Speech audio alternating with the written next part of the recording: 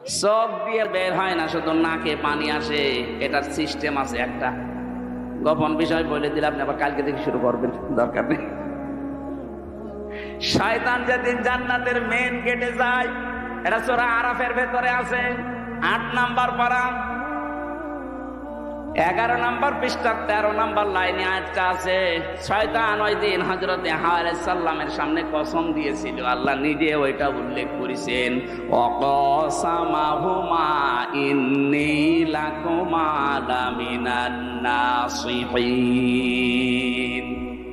শয়তান কসম দিয়ে বলেছে, আমি আল্লাহর কসম করে বলছি, অবশ্যই আমি তোমাদের দুইজনের হিতাকাঙ্ক্ষী। তাফসিরে কাবিরের ভেতরে মুফাসসির লিখেছে, শয়তানে আল্লাহর নামে কসম দেওয়ার সঙ্গে সঙ্গে ও পানি বের করেছিল, তো নাক দিয়ে, চোখ দিয়ে না।